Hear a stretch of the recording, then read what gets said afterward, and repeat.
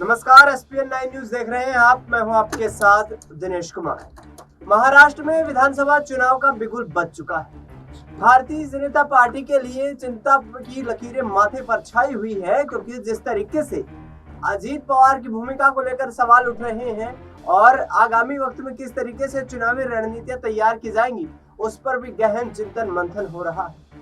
आपको बता दें कि हरियाणा के मुख्यमंत्री के शपथ ग्रहण समारोह में भारतीय जनता पार्टी के महाराष्ट्र संगठन के सबसे कद्दावर नेता देवेंद्र फडणवीस, महाराष्ट्र के मुख्यमंत्री एकनाथ शिंदे और अजीत पवार एक साथ तो नजर आए, लेकिन क्या महाराष्ट्र में एक साथ चुनाव लड़ पाएंगे और क्या एक साथ चुनाव लड़कर तमाम रणनीतियां तैयार कर पाएंगे?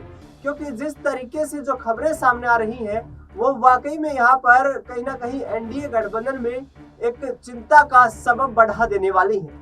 क्योंकि आरएसएस की तरफ से ये दिशा निर्देश जारी कर दिए गए हैं कि महाराष्ट्र में भारतीय जनता पार्टी जिस तरीके से चुनाव लड़ने के लिए अपनी रणनीतियां तैयार कर रही है, उसमें अजीत पवार का खेमा सही फिट नहीं बैठता है। ऐसे में अजीत पवार के पास 43 विधायकों का समर्थन है और वे अपने 43 विधायकों के साथ फिर से शरद पवार के साथ मिलकर के एनडीए गठबंधन को छोड़ सकते हैं।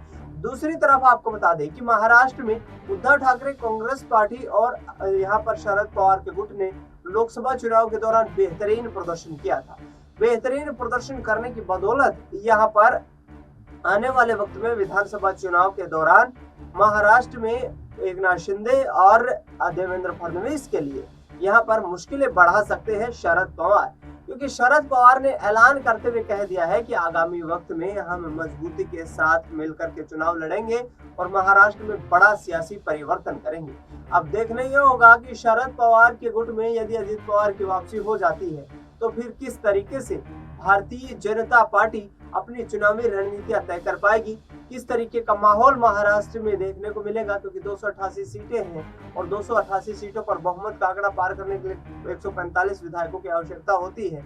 105 विधायक बीजेपी के पास इस वक्त मौजूद हैं। 40 से अधिक विधायकों का समर्थन एकनाथ शिंदे के साथ मौजूद है, तो 40 से अधिक विधायक यहाँ पर अजीत पवार के पास मौजूद हैं और इन तमाम विधायकों के समर्थन के साथ महाराष्ट्र में एनडीए की सरकार चल रही है। महाराष्ट्र में चुनावी ऐलान हो चुका है और यहाँ पर देखना ये होगा कि अब जिस तरीके से ज्वलंत मुद्दे हैं उनको निशाना बनाकर किस तरीके से शिंदे सरकार की मुश्किलें विपक्ष बढ़ाता हुआ नजर आता है। फिलहाल इस खबर में इतना ही।